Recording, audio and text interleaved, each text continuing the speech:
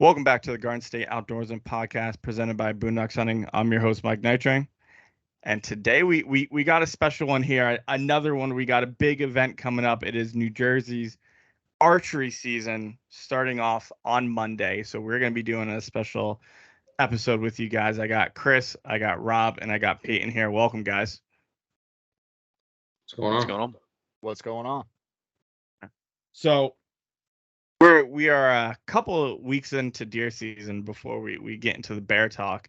Chris, you said you got something on the bucket list down, and a pretty proud moment for the Only Bows crew. I would definitely have to say. Yeah, today I guided one of my best friends, John. It wasn't a secret. One of my goals this year was to get him his first deer. We went out this morning, his first time out this year, especially with his new Matthews bow. He was super excited, head to toe in Sitka gear. And we were in the stand for about an hour, and a buck walked out, came out at about 30 yards, and he let him have it. So that's it. His first day out, an hour into his season, punched his tag. So there we go. You're making life easy for him because there was no struggle for his first year. There's no what we get on this podcast, and a lot of podcasts, is when people go out for their first time, they shot all their arrows in their quiver and they miss every single shot, and the season dragged on and everything like that. Well, that's the direct opposite. It was 1 for 1, and congratulations to him. That's definitely a special moment. Well, I do got to give Rob a shout out because John made it a point that he said, when I shoot this, whatever I shoot, I want Rob to process it. I want him. So Rob, as a huge member of the team, got to be a part of this, and definitely thank you, Rob, for helping John on his journey and making it a special experience. No, absolutely. I'm glad I could help you guys. Yeah, no, definitely. And with Rob, a little update on what's going on with you guys. I know you've been busy with, outside stuff and your main stuff, but it's going to be on a limited capacity kind of this year of the deer processing and everything like that, correct? Yeah, absolutely. We're getting pretty busy now. This is now the third year, and every year we go up, a lot. It's going to be more of just me now. So it's going to be first come, first serve, a whole lot more. People love the product. They love what I'm putting out, but family also comes first, and I want to be able to, go out with my kids, take them pumpkin picking, hay rides, all that good stuff, and nothing in this world is worth enough to keep me from that with them. They're only going to be this age for a little bit, and I'll be retired in, 5 or 6 years from now from my main job. Then I can do it a whole lot more. So that's really what's going to happen. Yeah. Plus I'm going to be able to go out hunting a whole lot more now also. And, all that good stuff. That's how it goes, especially when you got little ones. You got plenty of time to deer process and work on the side hustle, take full advantage of, the little ones right now, because there's going to be a point, and because I remember when I was growing up, I loved Halloween, and I love this time and I still do, don't get me wrong, but I definitely stopped doing it with my mother and my family, and just now only do it with my girlfriend and everything like that. So I can only imagine, as a parent, got to take full advantage of it before they don't want to be really hanging out. Yeah. They grow up fast, man. Definitely. And Mr. Peyton, a lot of hunting. How do you like the saddle? Peyton's update is the saddle, everybody. He went with the saddle. He moved to the saddle, and it looks like it's definitely served him well. Had a pretty cool encounter, the Saturday, a couple days ago, with a deer and everything like that. Yeah. So I actually, after the last podcast talking about bears, I mentioned there I ordered the saddle.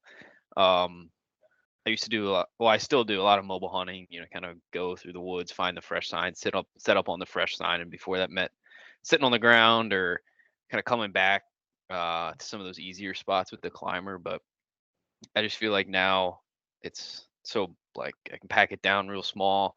I have a heavier setup. I don't have like the the real good ones. I know, Mike, you showed me yours and definitely got envious. Put that one on the Christmas list, but it's good. It's compact. It doesn't get hung up on the brush when I'm going through some of the thicker stuff. I can get up, feel very secure. Took some getting used to, like with the positions and like, it's like I found my like back cramping and it's like, all right, well, actually, I just got to change how I'm sitting. But I read online a lot of people talked about getting into saddle shape. And I kind of thought I was like, I'm a younger guy, like, I'm gonna have that problem. I'm gonna be fine. But I definitely did see like my back got sore. I was like, okay, there's something to this. But then the next sit, like no problem at all. It was like totally good. So it's going great. I think it was like one of the best purchases I think I've made so far. Getting into hunting and saw first nice shooter buck of the year on Saturday. Just touch too dark still. I do need to get one of those. That's That's the answer to your back problems right there. Yeah. I haven't looked at those I got online. one too as well. Yeah. Pretty I'll be trying reasonably it for the priced first too. time. Not like expensive. Like a lot of the other saddle stuff is crazy expensive, but I think the MVP not bad, like 30, $25. Yeah. So yeah, my first mature buck in range on Saturday, just 10 minutes too late. Yeah. Too dark. It's a tough one. We got plenty of time though. We definitely got plenty of time. And real quick, Chris, just do you run knee pads with the saddle at all? Yeah, I use the integral knee pads in my Sitka pants. I pulled out the ones that came from Sitka, and I actually got I don't have them laying here, I'd show you, but I got these really good ones from Duluth Trading, and that's what I run. And Yeah, Peyton the and other thing anyone I was listening, thinking of adding. yeah, it's the very knee pad. important. Yeah, very very important.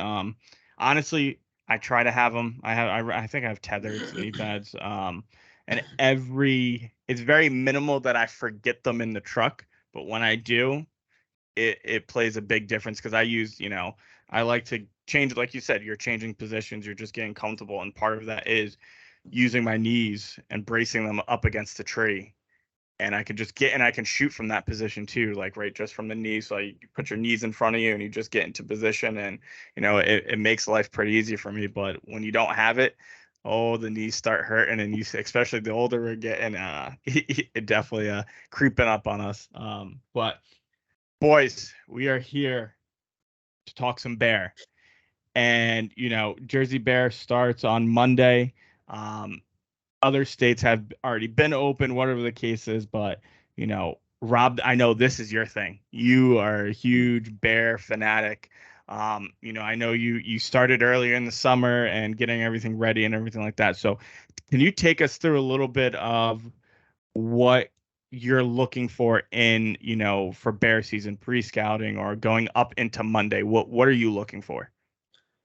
Honestly, I'm really early season. I'm just looking to hit a lot of spots, as many as I possibly can, to get an idea of what's where. After I do that for about a month and I'm hitting that, sometimes twice a week, just to really get an idea of what's where, the trails that they're coming through, because a lot of times they're creatures of habit. So that's really, it's just hitting the cameras, This year I tried spy points and I tried the Tacticams, both cellular. And honestly, I really liked the spy point, but I had a lot of issues with them, which was frustrating, where they would start working and then all of a sudden they'd just stop transmitting.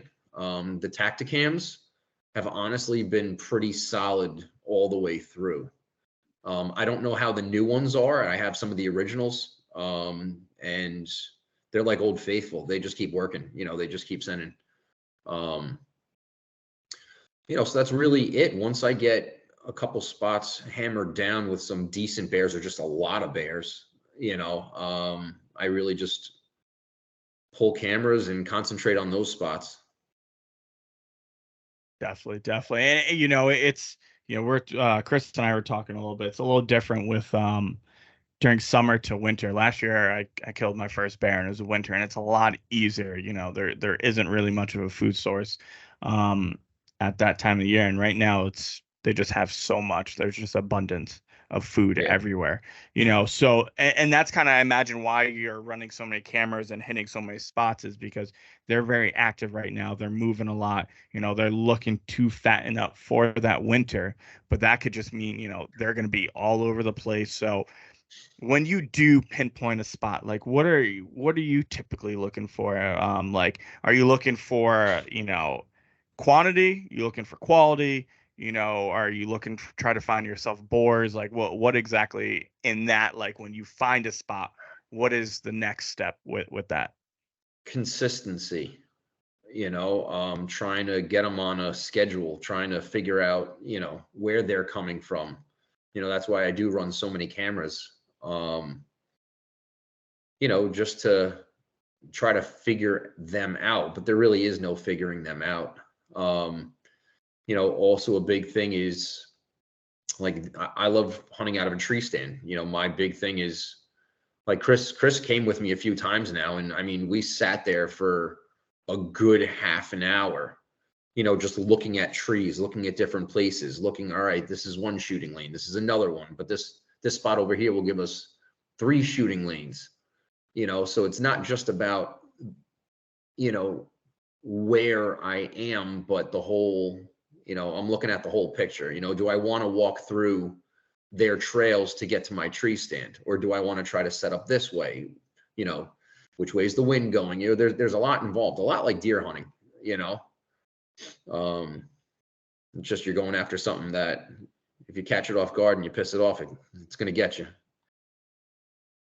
Yeah, no, definitely. A question, did you guys see that bow hunter dive video of the guy that shot the bear and then it went into that like little drain tunnel or whatever the case is, and he had to go, Yes. he literally had to go crawl in to retrieve his bear and everything like that. And I remember watching that because I was just like, Been would waiting I a go while get to it? go in there. Yeah, I would be waiting a while, and I would have, a big ass like gun with me too. Because that's a scary situation, and the difference between a bear and a deer is the consequences of pissing it off or startling it or something like that are are pretty grave. Yeah. Chris, you guys have worked a lot together this summer, getting spots ready and everything like that. Is this your like how much knowledge do you have when it comes to bear hunting? Well, I guess everything I thought I knew about bear hunting was just scratching the surface. And I can tell you Rob has been an excellent teacher. I've definitely learned a lot in the last months working with Rob. And the one thing that I would say to anybody who's like a new to bear hunting or looking for information on it is pay attention and keep an open mind. Because the conditions of where these bears live varies. The conditions of where you're going to be able to hunt them varies, and they're a different animal. It's not like deer hunting. It's not like turkey hunting. It's a completely different realm. So, yeah, I guess whatever I thought I knew was really nothing when I actually sat back and looked at it. Yeah, such a unique creature. And it does amaze me every time I see a bear. And like, I've talked about it a lot of times on this podcast. Being in Jersey and just the population that it is, like seeing a bear is nothing new. Like, you're Peyton, how many bears encounters have you had already, this deer season? I think you're what, at like 5 or 6 probably by now? 4 or 5. 4 or 5. Yeah. All right. And that's probably what, just off of your style alone, I would say for the most part, you've had more bear encounters than you've had deer encounters.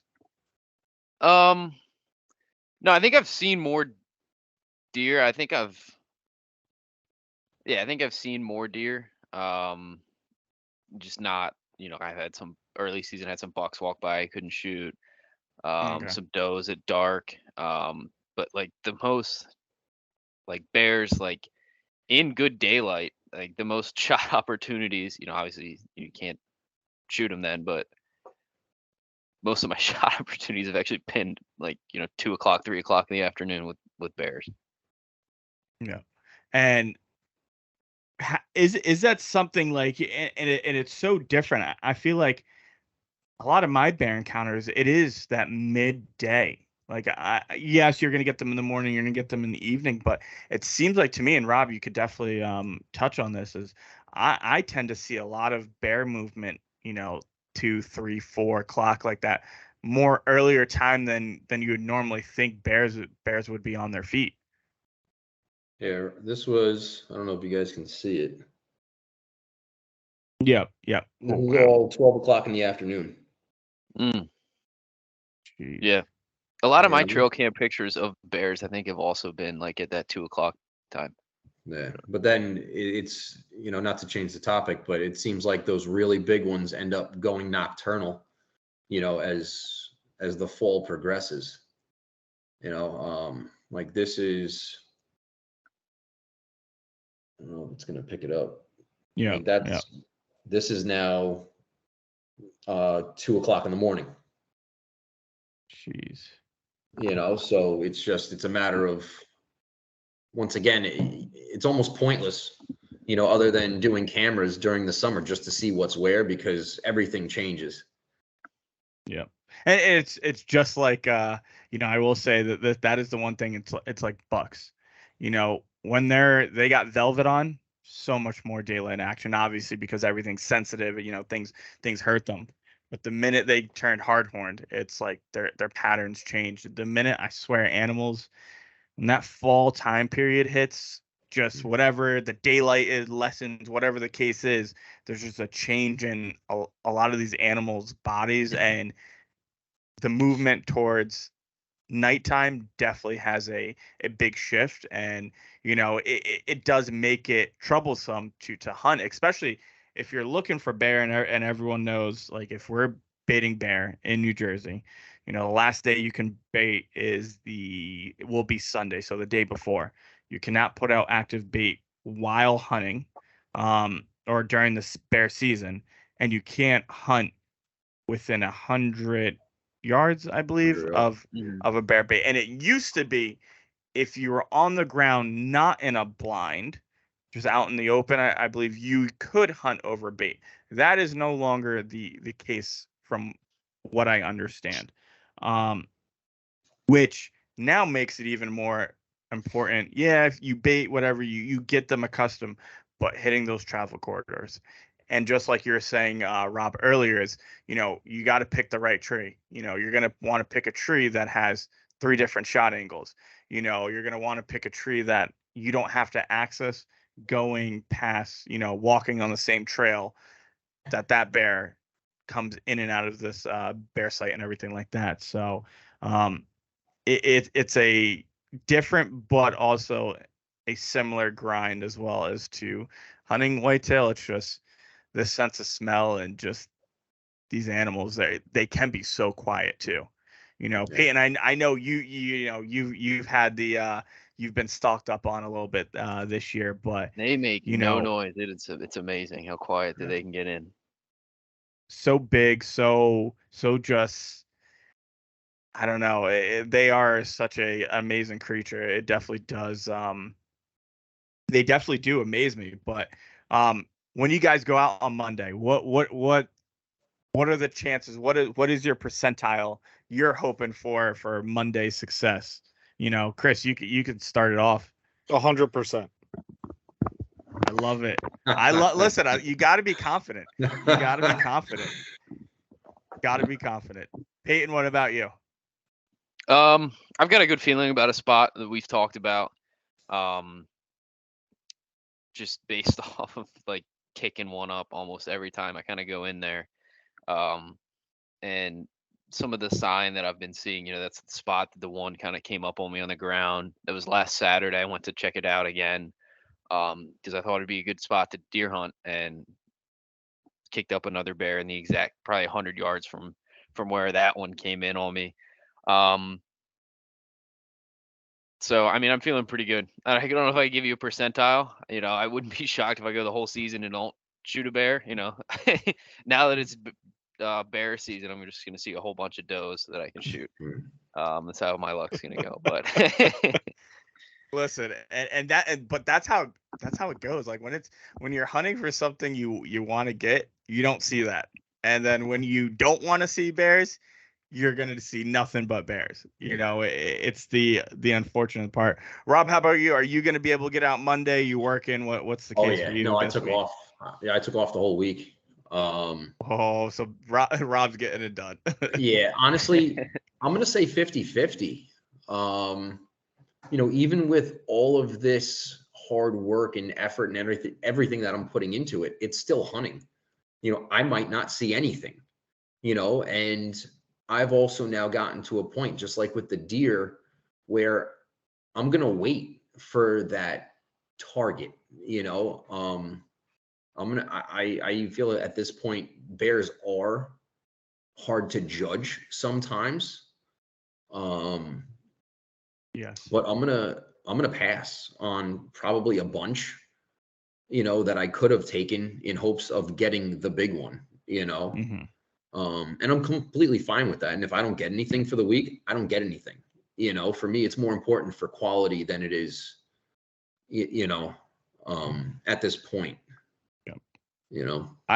I definitely agree with you on that. Like last year, I took my first bear. It was definitely a smaller bear, but a bear nonetheless. Like that was a whole different adrenaline rush. Oh, it's a rush.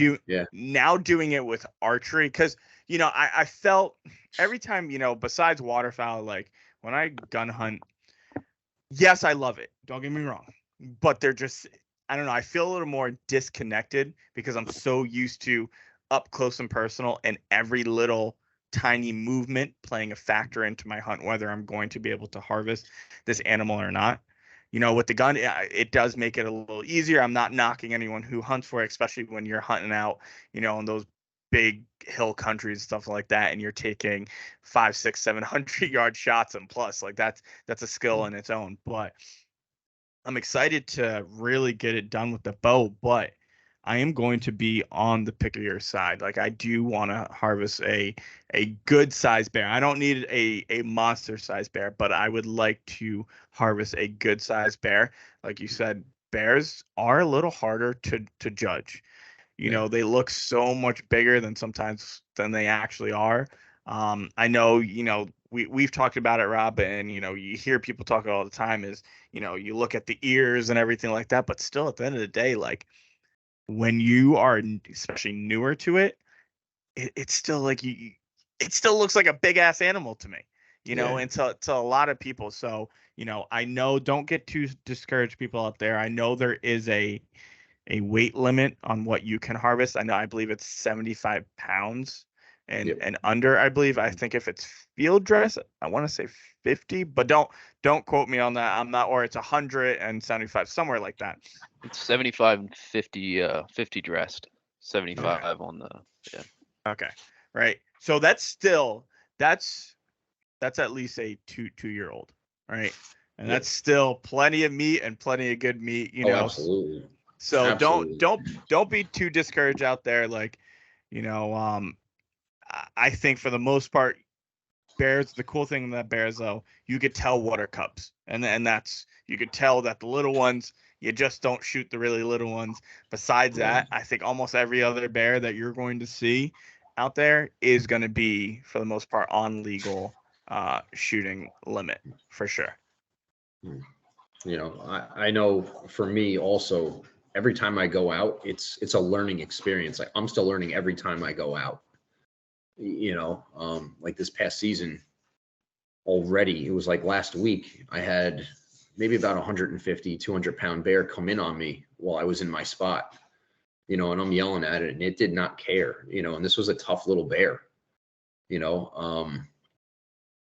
I'm still learning a lot, I don't remember what I was just going to say, but it's, I got distracted. I'm sorry. No, it happens all the time. It's a rush. Either way, it's exciting, no matter what comes in. Yeah. Hey, yeah, listen, it is, and Peyton, because this will be your first time hunting bear, correct? I had a tag last year, but I didn't really do anything with it. You know, it was just kind of like, it's gun season's going on too. I'll pick up the $2 bear tag, and then if it happens, it happens. But this is the first year kind of hitting it hard. Man, that adrenaline rush you're gonna get the first, like, you've gotten them already, and you see, but it's a whole different thing when you are actively hunting them. Like it is Instead of being hunted. Yeah, when, I don't know, it's different than a big buck too. Like, I don't know, it's a different type of shake to me. It's a different type of adrenaline rush. The excitement is a little more because it is an apex predator to me. It is the top of the food chain out in those woods. So for me, it's like, it's addicting. It really is. Like, hunting bears is such an addicting thing, and then it is a great thing that the meat tastes really, really good. To me, it's a sweet meat. The bear that I've had, it's a sweet meat. And then I'm a huge fur person. I do love the fur. I'm waiting on my rug to come back, and I think I've talked about this a lot. If I ever get a big bear, I do want a full mount. But eventually, I would like to have my own fur coat. Like, I would love to be able to just put that thing on when it starts snowing. Just go out and just a bear fur coat and just be shoveling the snow in that bear fur coat. But that's what I'm looking forward to. But so I have a quick question from one of the guys sent me in this, and he wanted to know what everyone thought. What do you do after you harvest a bear? Do all spots butcher? And then, how do you, where do you take it? I don't know if they've released yet their check-in stations, but I know you do have to bring it to the check-in station. Obviously, there has to be a certain way you gut them if you want to take it to taxidermy and everything like that. Rob, with you being the most experienced, for those people who've never harvested a bear, what's your recommendation on all that? Well, let me start by saying there's a lot of different ways of doing the same thing. So however I might do it might be different from somebody else. When it comes to field dressing, I'm not making a very large incision, to get everything out. If you want to get pretty close to an accurate weight when you do get to that station, because everything gets weighed, they take a tooth, they take blood. You can, if you have a garbage bag, throw the intestines and everything, the stomach, everything into that garbage bag and take it with you. They'll add it to the weight. It's a lot like a deer. You just reach up, start feeling around and safely, put your knife in and start cutting.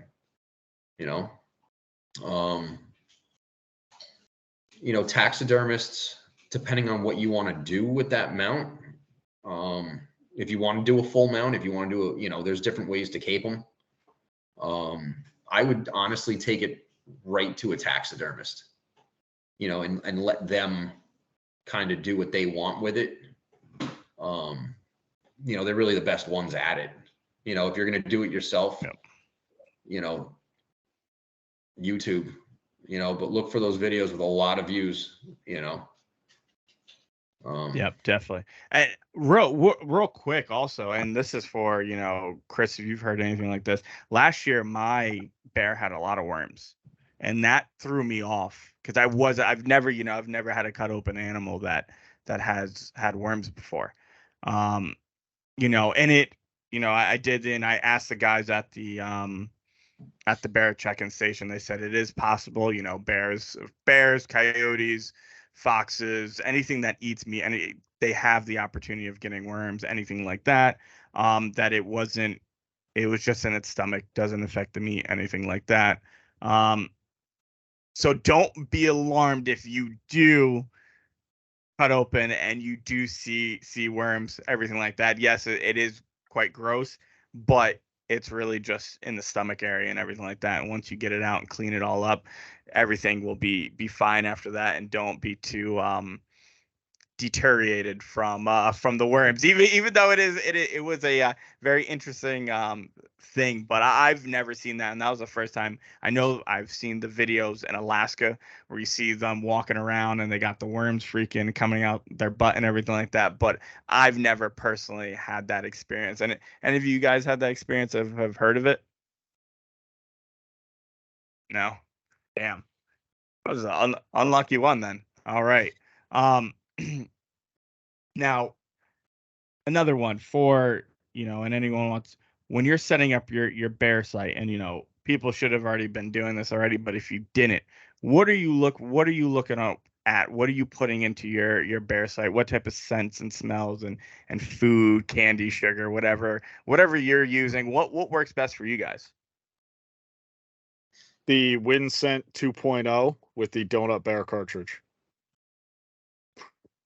Hey, listen, that's really, and that's all you need once that season rolls around. I mean, you have the bear cartridge. I got, the bunch of racketter sprays, the donuts, the cookies and cream. Listen, I go to Dunkin' Donuts and I buy donuts, and this is the one time where you get to eat all this great sugary food in the stand. Like, I think last year I got Dunkin' Donuts, and then I got a Nesquik chocolate milk, and I think I got a pink one too, and then I got a whole bunch of fluff in it, like all this stuff, and I was literally just having myself a dessert snack time in the stand. I felt awful after eating all that sugar, but it is definitely one of my favorite times because you get to do all that cool sugary stuff, because they sure as hell love that sugary stuff. But anything else that you guys use? I heard Chex Mix or like a big cereal, stuff like that. Anything specific that you guys use that just because you like to use it? I have heard condensed milk. I don't know if Really? that's because it's sweet. There's, cake frosting, stuff like that. Anything that's sweet that puts that sweet smell in the air is really, Yeah, what gonna you work. want going. And then another one also I'd like to talk about is broadheads. And I know you commented on my post because I was thinking about going to the 1.75, but you said a bigger cut. I always do maximize cut, everything like that. Why is that? Can you go over why the bigger cut is better for bear? So through my experience, once again, it leaves less room to make a mistake. Where I know we spoke about this before, you could kill anything with a field point, if you hit it right. But so I've used nap kill zones for the past however many years. And I mean, I got complete pass through, and that one was a 500-pound bear, and it spread, it opened, put a huge gaping hole in one side and out the other. If you hit farther back, it gives you more of a chance of catching, the lungs. If you hit too far forward, it's still going to give you a better chance of catching, something significant. Mm-hmm. Where the time I missed one, I didn't miss it. It was horrible. I hit it like a deer. It was in the very beginning. I really didn't know a lot. And this actually sent me on my, my journey to try to get as good as this as possible. I ended up using a Montec G5. I hit it too far forward like a deer, and ended up never finding that bear. And it was horrible, and after that, I went back the next day. I went back again with Darren Duran, who's he's got the dachshunds that tracks. He's a blood tracker. And then speaking to him about it, he said, no, he goes, don't be afraid of the mechanicals. Don't be afraid of a bigger broadhead. It will punch through. It will do damage. They're not as tough if you hit them right as as you would believe. So that's, just through my experience. Once again, I mean, somebody could kill a bear every single year with a Montec. Yeah. If you hit it right, it really doesn't matter. Yeah. But what are you going to be about- using, Chris? Oh, go ahead. Sorry, I was just brought up a question that something I've been looking into. Is like the shot placement. It is different on a bear than I was going to ask that you next. see on a deer. And real quick before you get into that, I've heard, we had the guys on from Maine, Maine Outdoor Production. And they're big bear hunters, obviously being up in Maine and everything like that. And they kind of contradicted it a little bit and said, you know what, just put it where you put it on it here. But then I've also heard a lot of people, and the huge big study out there is you would want to aim more center of the bear. With just your experience and what you've seen and everything like that, what do you say to that? What do you think would be the better? The middle of the middle is the best way to describe it. If you drew a tic-tac-toe board over the entire bear, that middle box is where you're aiming. Their vitals are funny. They are farther back.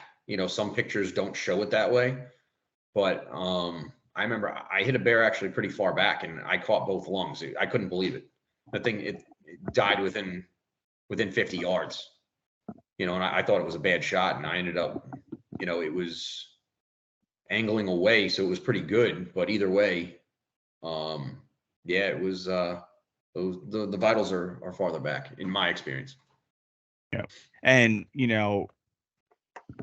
I know quartering two, you don't really want to take that shot, especially with the bow. And but quartering away is kind of like a deer. Is that still like a really ideal shot that you're looking for? I still think that is arguably one of the deadliest shots you can take. Obviously, people are going to say frontal, people are going to say all different things, but I definitely am a huge quartering away shot type of person. Would you take that shot on a bear as well? It depends on the situation. Okay. You really got to look at a whole lot of things. I don't know. It depends on the bear, maybe, what it's doing. But every time I think I've been in the woods and gotten a bear, it's like it knew I was there, and it was like backing out. These are wild bears. They're not those tamed, coming to the dumpster, every single Wednesday bears, that aren't afraid of people. They're fearless, but at, the young ones, but at the same time, it just, they're still wary. Oh yeah. Every time that they knew I was there, they might not have been able to see me, but their smell is incredible. That's pretty interesting. So, high percentage chances, everyone out there, like, I don't know. I think with my first one, as much as I do love to take that quartering shot, I'm just going to broadside. If I can get a broadside shot, play it safe, hit that middle area, like you said, using the 2.0 for sever, and just hope for the best and get one down. Chris, what are you going to be running for your bear setup this year? Well, for my phase 4, I set that up to use the Iron Will S series, 100 grains. So that's what I'll be using for bear. The arrow weight is about 480 grains total. So we'll see. Pretty interesting. You're not using, what are you using for deer broadhead? For my deer broadhead on my V3X, I have the Montec G5s. Okay, cool. So what was the factor of going to the Iron Wills for bear this year?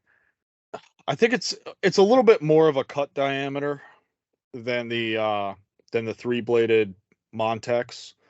The Montecs also are vented, so they do make a little bit of a noise. I wanted to avoid that, and that's kind of why I went to the solid broadhead. The Iron Wills, Rob recommended them to me, so I trust his judgment, and that's what I think. I think it's going to seal the deal. I hope so. I really do. Peyton, anything that you're curious about or want to talk about for some bear talk? Yeah, so I mean, I think my biggest question coming in was kind of that shot placement thing, but then some of the other things that I've been seeing kind of out, just looking for the fresh sign, like while I'm deer hunting, is I feel as though I've started to see kind of the food change, and you can kind of tell, what they're eating based off kind of what they're putting out, right? I posted on my Instagram not that long ago something that I realized was bear sign that took a long time, which is like a throw up pile. And it was they ate too much corn, gorged on it, and threw it up. And I was like, what? I went through a long time last year just like wondering like what the hell was making all these piles in the woods.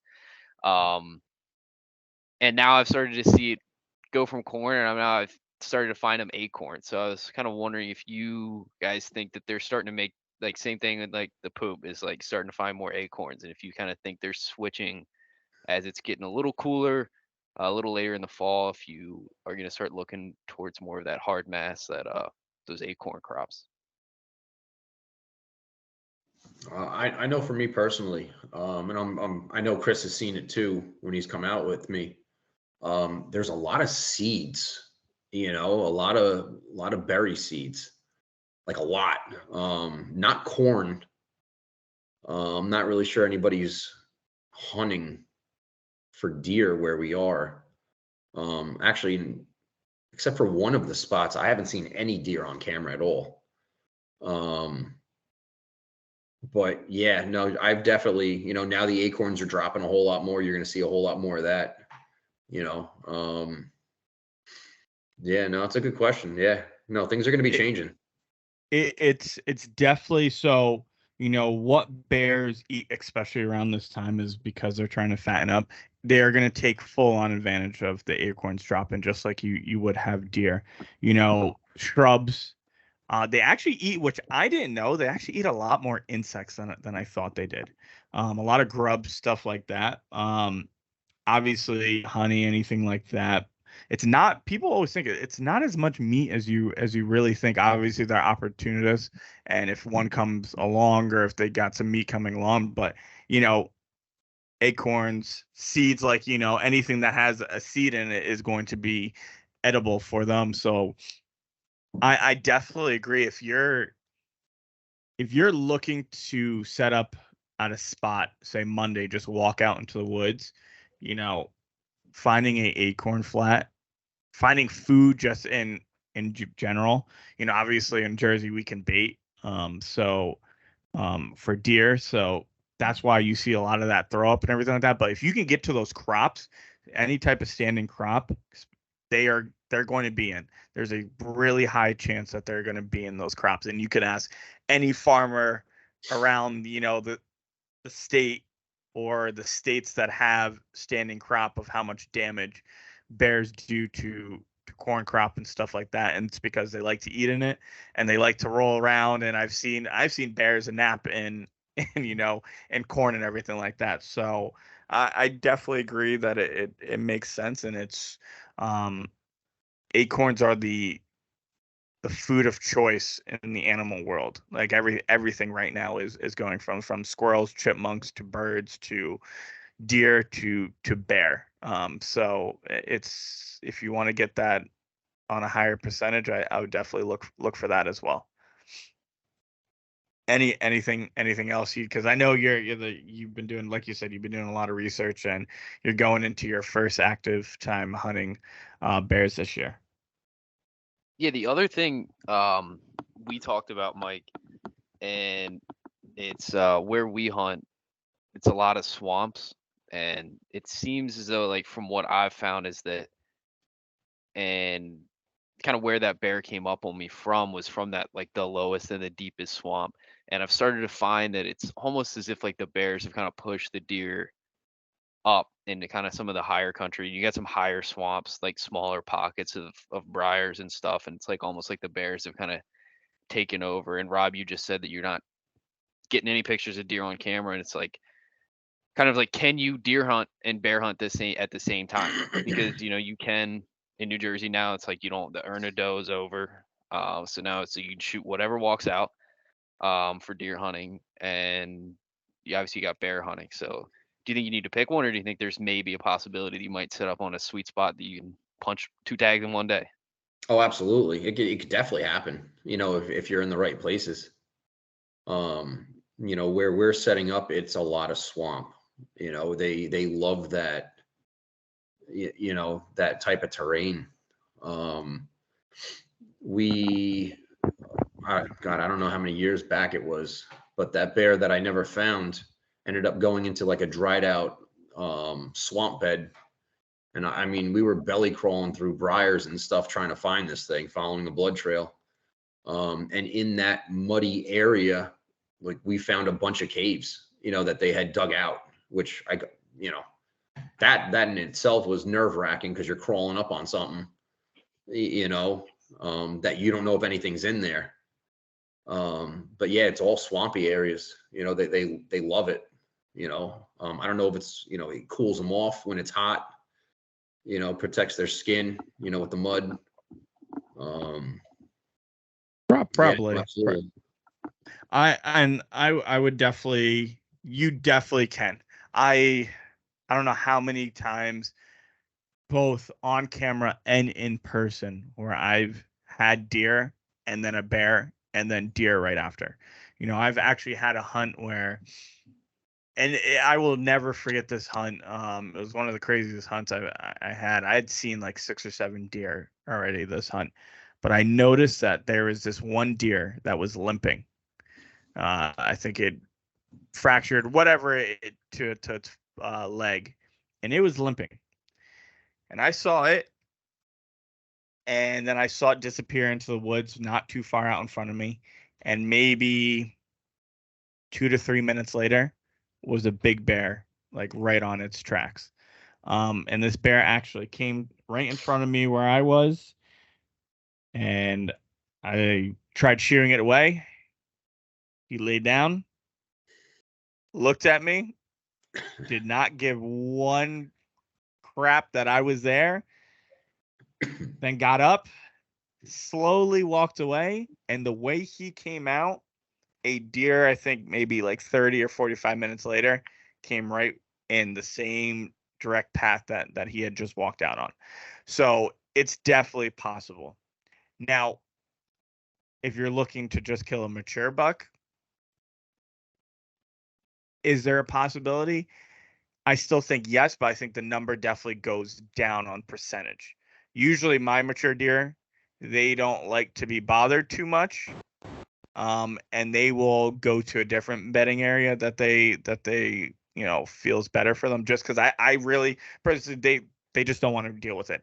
I don't think a bear is going to stalk a mature whitetail deer that's not injured, or for like or it has to be a starving bear, and we don't have starving bears. There's too much food source for that. So I just think that the deer the big mature ones, they just don't want to be bothered. Or like a doe with fawns they may not, because Mm-hmm. they have fawns with them, and that's a different story. In that spot I went back to, I set up there originally deer hunting because it was kind of like a muddy spot, tracks everywhere over this creek crossing, and I mean just hundreds of tracks. Went back, not a single one. So it's like in a matter of weeks, I guess heavy rain kind of leveled it out, and there's not a single deer track in there. So it kind of does seem like move further up, saw my first mature buck of the year. So it kind of does seem like they do want a little bit of that separation, like you're saying. Yeah, all right, definitely. And then what is in your bear hunting checklist when it's Sunday and you're getting everything prepped?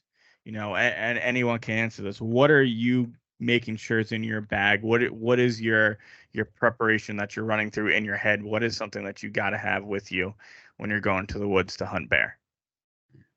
A compass. I mean, you should always carry a compass. You should always carry a compass. But is there anything specific you like to carry, or it's kind of the same thing as that you would be any other hunt that you're going into the woods for? I mean, obviously, I told everyone mine's candy and sweet stuff. So besides that, I really can't say that there's anything different in my hunting bag than it wouldn't be for deer.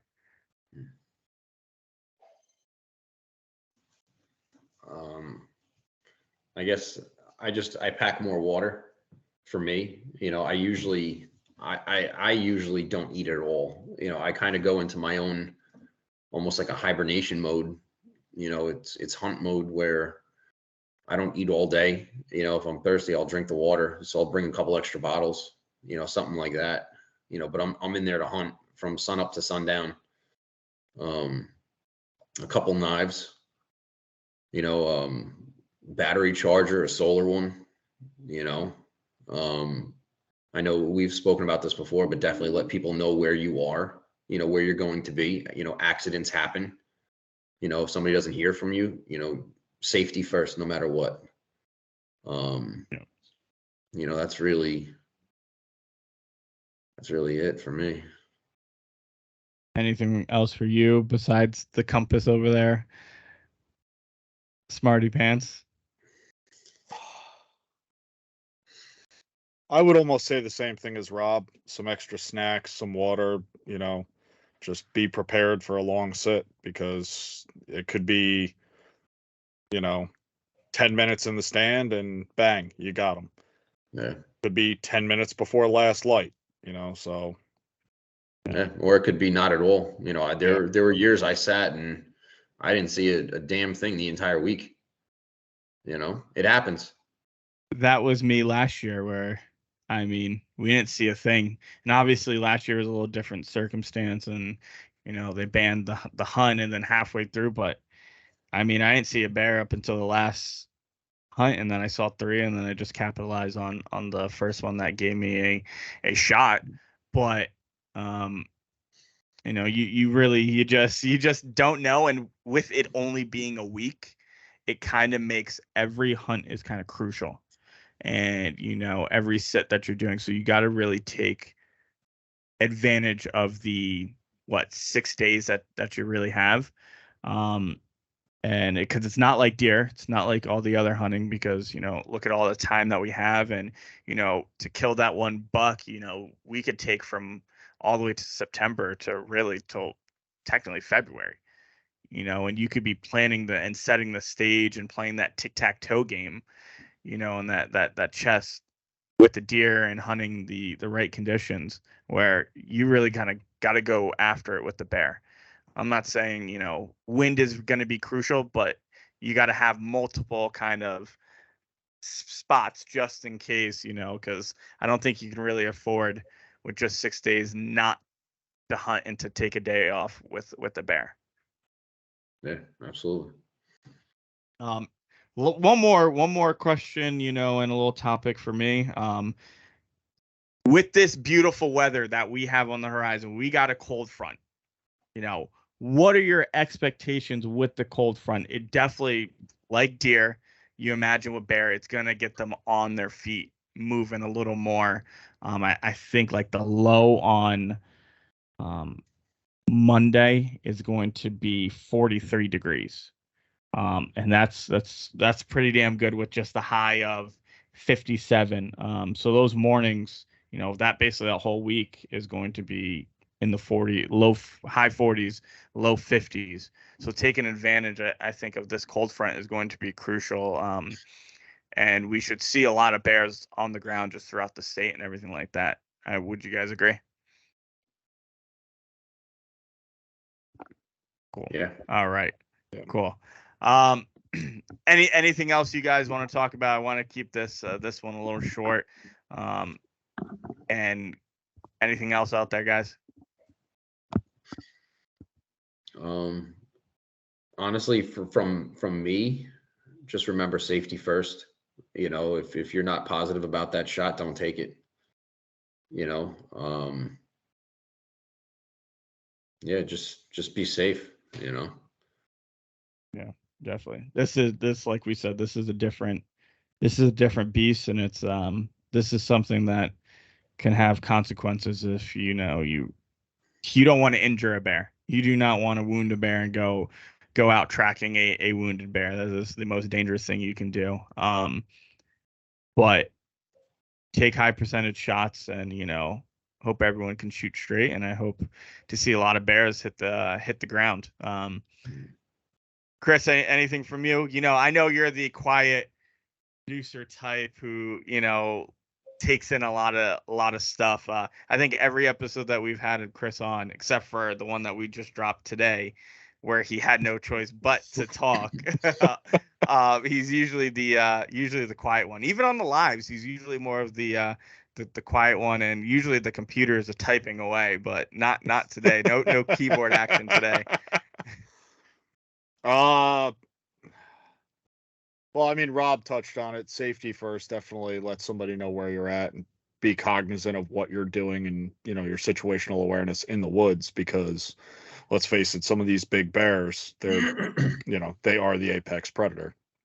And I wouldn't be too happy if I had an arrow sticking out of my side, and I knew what sent it my way. I would probably be a little pissed off at it. But,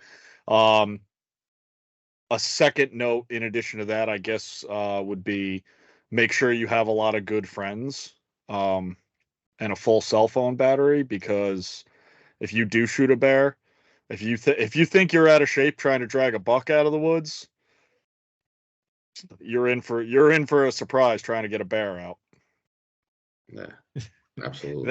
that's one of the that's why it's kind of like, because we're this year there's no private property for me, so there's no driving that truck up and pulling right up to base of the bear, and the tough part that you got to do is really pick it up and throw it in the truck. Now it's going to be on state land where it's going to be a full drag. That's why Peyton, I've chosen my spots very carefully with because usually I like those ridges and mountains and stuff like that, and I do love those swamps, but I've chosen it for the least resistance of dragging a bear out this year. I've really paid attention, because there ain't nothing but us guys that are going to be dragging that thing out. So I hope it works out well. Anything from you, Peyton, before we get going?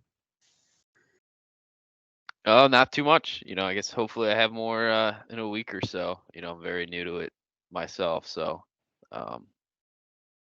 wishing everybody good luck this year.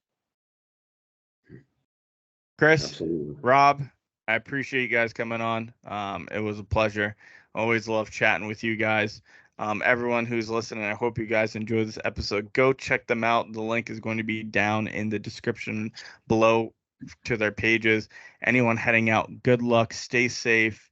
If you guys do need any help, and I am available, feel free to reach out. I will always do my best. If you got any questions, reach out to any one of us, and we will try to best answer whatever questions you guys got. You will be hearing an update from Peyton and I probably in a week or two how our bear and deer season has gone. We will be back on the update list with episodes. Go check out, if you haven't already, the episode with Chris. We have Rob's episode coming out this month. We have Whitetail Bloodline dropping as well this month, and I believe we have Long Island Babes and Bucks dropping this month as well. So look out for those episodes coming soon, and we'll see you guys next time.